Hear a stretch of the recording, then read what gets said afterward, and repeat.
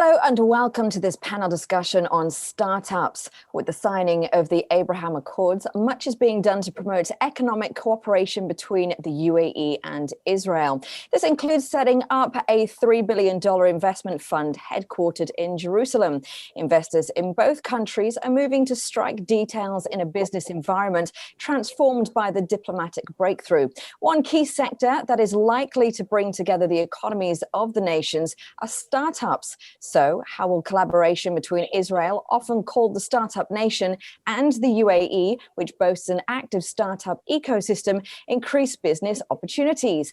We'll be discussing this and more with our expert panelists. My name is Emma Brain. I'm from Gulf News, and I'll be your moderator for this session. And I'd like to welcome our guests for this discussion. We've got Uri Gabay. He's the co-general manager and vice president of strategy at Startup Nation Central in Israel. Hanan Al-Hara Al-Yafai, she's the CEO of Hub 71 in Abu Dhabi, and Natalie Nadivi, she is the partner at TriVentures Venture Capital Fund of Israel. First of all, a lovely warm welcome to all of you, and thank you for joining this panel session today. Hanan, if I can start with you, please. Could you please give a brief overview of the UAE startup environment, especially Abu Dhabi, and its contribution to the country's economy?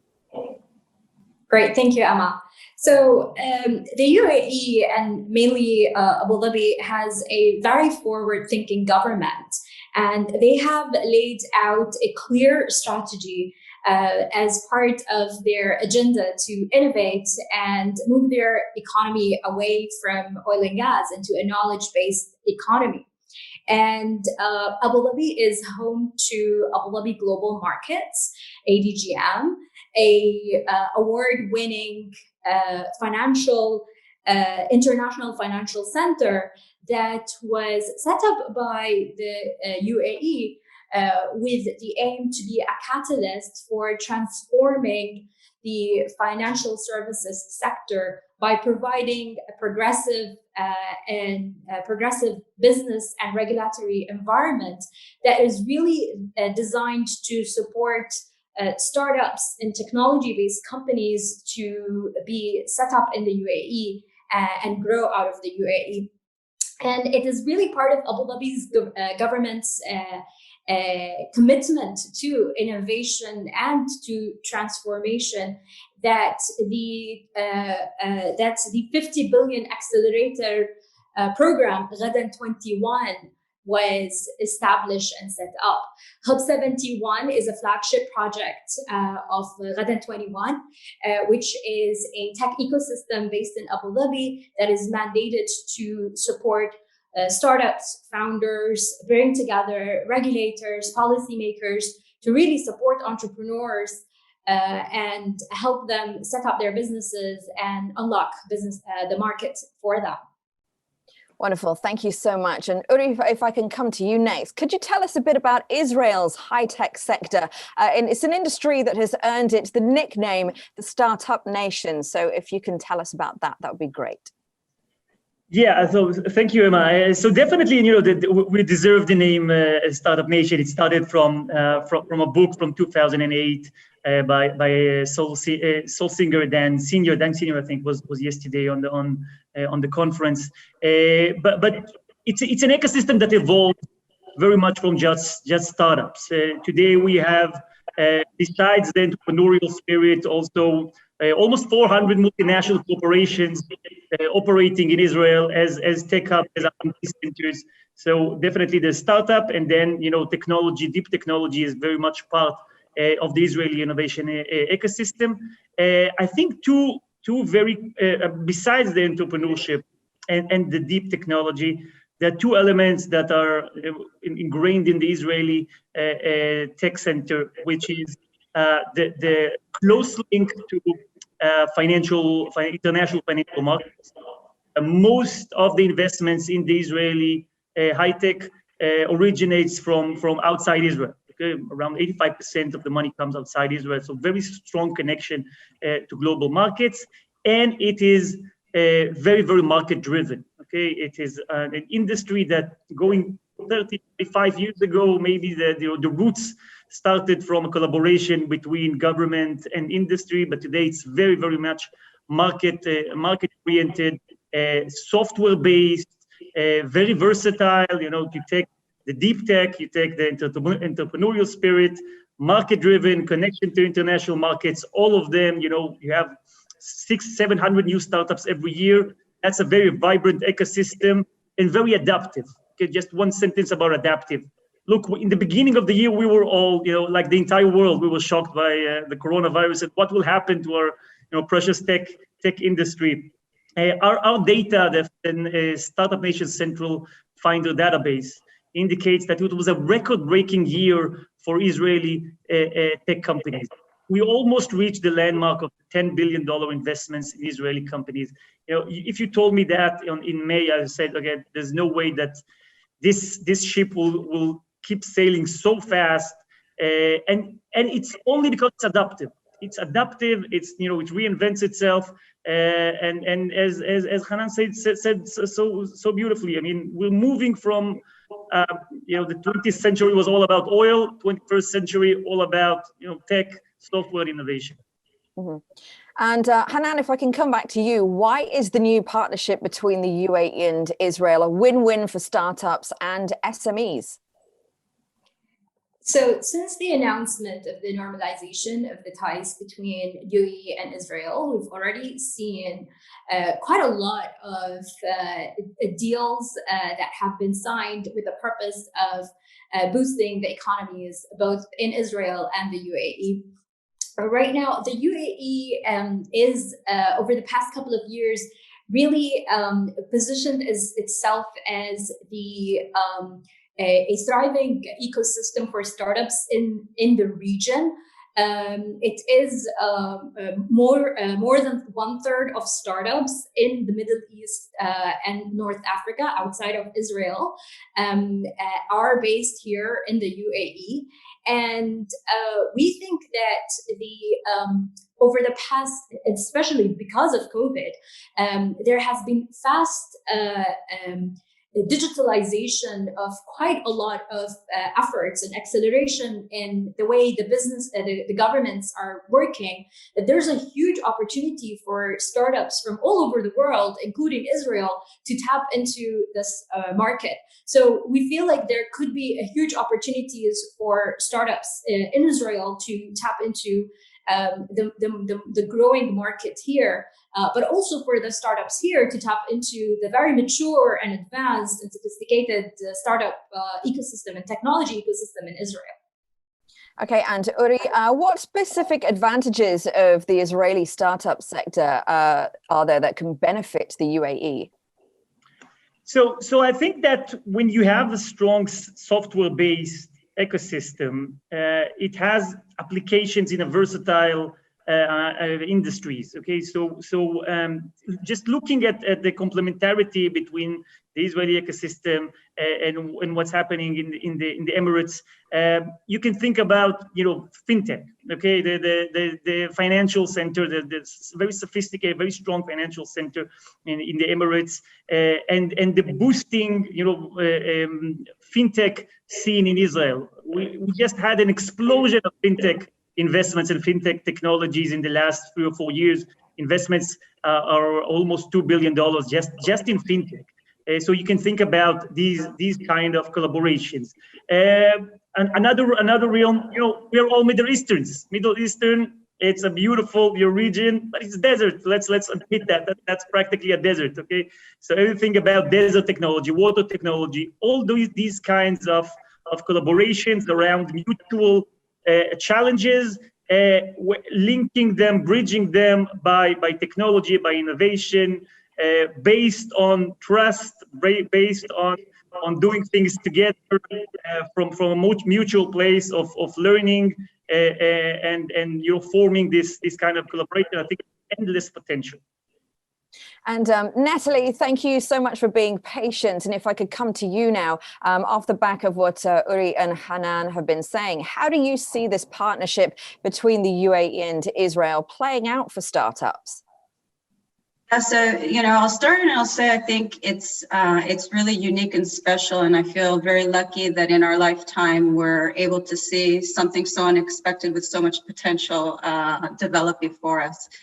And, I think actually we're more similar than different. So similar population sizes, we're investors in the healthcare segment. Our country's healthcare systems are public, social, with emerging private sectors. We both value innovation and encourage innovation and education, higher education, and clearly by seeing in this panel, we also encourage the prominence and leadership of women in strong places. And so I think that that's a very good foundation for building commonalities and opportunities. And also independently, both our governments have been very supportive of innovation. And I think one thing that will help to encourage collaborations, especially in this initial phase where we're testing the waters, will be bilateral programs that from both governments that encourage the collaboration of the younger companies to work together, as we have in Israel with other countries. And, we're very close geographically. It's a huge opportunity, and we need to learn the ropes of each other's countries. And the best way to do that is through on the ground practical partnerships. Wonderful. And Hanan, if I can come back to you, the UAE's got a very vibrant startup scene led by Abu Dhabi and Dubai. In the past, funding was one of the biggest challenges that local entrepreneurs faced. Has that changed in recent years, and how do you see that moving forward? Funding is critical for and having the availability of capital is absolutely critical to having a vibrant tech ecosystem. Here at Hub 71, we have seen quite a lot of commitment from VC funds to be based at the Hub 71 and contribute and invest in the startups. Now we have the VC funds that we have at the Hub are both the local VC funds in addition to international and global ones. According to a Magnet study recently, the capital that was invested in startups in 2020 has matched to that one that happened in 2019. So there is no slowing down of investing in startups. Now, having said that, it's ultimately the availability of funds continues to be an important component. And the more fund is available, we will notice a better pipeline of technology companies and startups that are available here. So one of the things that we have started over the past couple of weeks is seeing quite a lot of interest from Israeli funds to look into the startup scene here. And in addition to looking at the funds here that now we'd like to tap into the Israeli tech ecosystem. Going back to Hub 71, we know that we are backed by some of the great partners that are looking at investing and providing investment opportunities into the tech ecosystem in general. So we have over $500 million that are available to be invested in this space. So it's quite promising, and it is an area that could be quite a lot of potential for partnerships in that area. Fantastic. And Natalie, what are some of the core future sectors that are seeing traction in terms of attracting funding during the pandemic? And how do you see venture capital funds flowing into the UAE? Yeah, so, it's really interesting because we've been investing in the digital health space for about a decade. In Israel, we were the first institutional investor in this space. And we knew it was coming. We started as actually a medical device investor, and we very quickly understood that the major transformation in this space is going to come from data-driven solutions. And so what this 2020 has done, people are saying 2020 was a very long decade, right? and that's, it's very cynical and sarcastic, but actually from healthcare's perspective, it really was a decade in terms of the acceleration of adoption and the willingness and openness and increased awareness on how these solutions are not a nice to have, they're a must have. And so particular areas, of course, during this year where we saw some increased activity are telehealth, remote care services, something that we've been talking about for many years, accessibility of healthcare, how and where we receive services, mental health and mindfulness solutions, anything that has a social component. So for example, socially driven fitness and nutrition platforms where you can really communicate with peers like yourself and encourage each other, even if you can't meet up in person. And in terms of, encouraging VC investments, in both directions, I'll say that as VCs, we are committed to our investors, our limited partners, to deliver substantial returns, which means when we evaluate opportunities, we need to look at things that can become big potentially.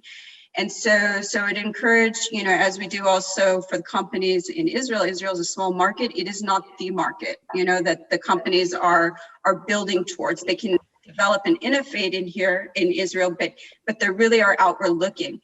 And so in the same way that we encourage the Israeli opportunities that we evaluate to think big, I would say the same would be true of those companies in the UAE, to really think about solutions that can transcend borders.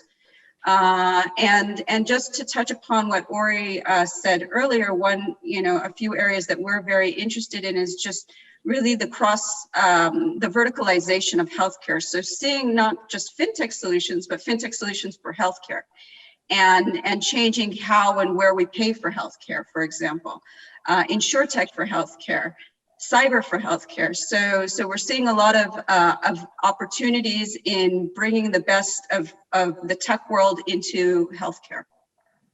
And Uri, if I can come back to you, since the landmark Israel-UAE deal was announced on August the 13th, the average number of Emirati users on the Startup Nation's central platform has increased. So what are the opportunities for joint ventures, collaboration, and for UAE companies to use the cutting edge technology to gain an edge in the market?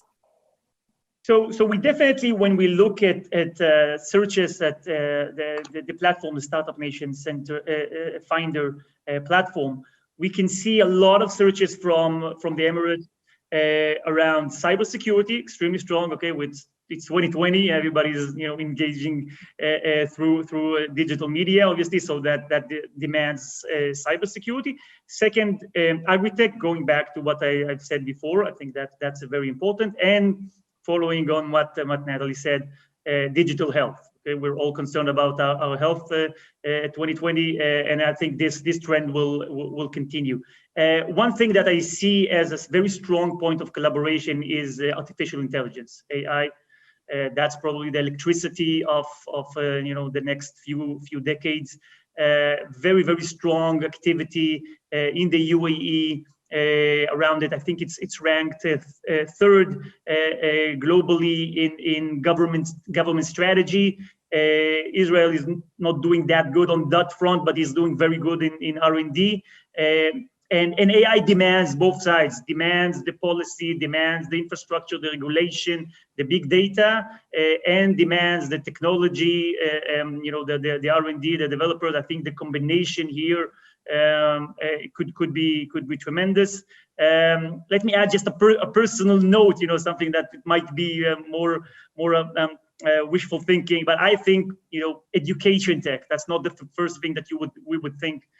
That could be an amazing thing, that we can build bridge, not just between professionals and companies, just between communities. I live in Jaffa. It's a very mixed region. I have a son, a small kid in kindergarten. His two best friends are Matan, a very Jewish name, and Muhammad. There's nothing to it for young kids. They don't understand the barriers, and I just envy them sometimes. And I wish that we could build bridges around education, bringing communities together to actually build just more than just business, build these bridges as communities. That's a lovely thought there, Uri, and we hope for that in the future too. And Hanan, if I can come back to you, which are some of the key areas you see the partnership between Israel and the UAE playing out for startups and SMEs, especially with the government's push to diversify beyond oil? I would build on what Uri had mentioned. There are quite a lot of sectors that fit naturally into the strength of the ecosystem in Israel and to the demands within the region here. We can talk about health tech, like Natalie has mentioned, edutech, like Uri again has talked about. There are issues of national security, artificial intelligence, medical. One of the things that's worth highlighting is the anecdote is, the joke is COVID-19 did to digital transformation what Note CTO was able to do at their organizations, right? So there's with this huge digitalization that's going on at the government level, and that's driving it for the market as well. The opportunities are really endless in quite a lot of these sectors. Okay, and I've got a question for all of you next, if that's okay. So right now the opportunities seem endless. Lots of examples have been given by all of you. But what are the challenges? What potentially could go wrong? What are the risks and obstacles that could be faced? Hanan, I'll stay with you for this one first. Great. I think the one point to highlight is the Israeli ecosystem is mature. It's well established. They have been through they've been through the different challenges, and they have a very good understanding of the nuances needed to start up an ecosystem. Whereas in parallel, the one in the UAE is relatively new and it's growing. So there needs to be that awareness of understanding that we are at a different stage. So knowing of that, and then paying a special attention to focusing on early stage investments, early stage startups, and the needs of entrepreneurs at that point. So I think that would be the one obstacle, is the calibrating of where we are that we need to be aware of. And Natalie, if I can come to you, what are your thoughts on that? Yeah, so I think, with any new relationship, you need to really commit and build multiple layers of trust. And this takes time. Early success stories will help to help break down any mental barriers and accelerate continued partnerships. But I think, the responsibility on both our sides is to be very aware of this and to be very consistent with how we're behaving and interacting. And, we are in a state of euphoria right now, and that will, start to level off. And then the real work begins. And that takes real, true commitment. And Uri, what are your thoughts, please? Yeah, so asking what can go wrong in 2020, I think that's a legitimate question. Many things can go wrong. I'm just following on what Hanan and Natalie said. Look, now it's a euphoria, it's a flood between both countries. We have to take this flood into, a smart irrigation system between both countries, if you use that analogy, okay? It should be not just, looking just for the quick hookups here. We have to have strong relationships based on real opportunities. Eugene, my boss, Professor Eugene Kandel, launched 2 days ago, at the beginning of the conference, a community, UAE-Israel Tech Zone. I think that's very important, that's to build, again, following on what Natalie said, to build that relationship, to build that trust. We always say, if you want to do something, spend some time by doing nothing together. Okay, just to build this community. And I'm very optimistic. But again, now it's a flood. It has to be more, more thoughtful, more targeted, and basically smarter collaboration. So my final question to all of you then is, what could regulators as well as entrepreneurs, VCs and other investors do right now to kickstart this cooperation? Uri, I'll stay with you for this one to start. Yeah, so I'm going to touch on another subject that Hanan mentioned. I think Israel has a very unique innovation model, going back 40 years. And I think there's a lot of lessons learned from the Israeli experience that we would love to share. I'm pretty sure, we have a lot to share, and we have a lot to learn from the experience of what's going on in the Emirates. Basically the same fundamentals, small countries, small markets, but a lot of smart things going there. So I think that regulators, VCs, besides the business front, should also collaborate on a joint effort to build a strong, smart innovation ecosystem. And Natalie, what are your thoughts on that? Yeah, so earlier I talked about the dual government innovation encouragement programs. I think that this is, viewed by startups as low risk capital, but that has potential high return. For entrepreneurs, I would encourage them to look for their counterparts in the other countries and try to establish collaborations where 1 + 1 is greater than 2. And with the VCs, the investors, similar to what we do in other countries, we're proactively developing relationships with other funds, because when we invest in a company in the United States or in Europe, I want to do it with a local fund, as they do when they look at an Israeli company, because in a minute I can give them all the background on the company just by either from my own database or from a few calls. So we need that on the ground collaboration, and I think it requires all of us to be very proactive and reaching out. And Hanan, if I can get the final thoughts on this from you, please. I would echo what both my fellow panelists have shared. It's really the spirit of collaboration. VCs, regulators, entrepreneurs, everyone needs to collaborate to really bring this partnership to life.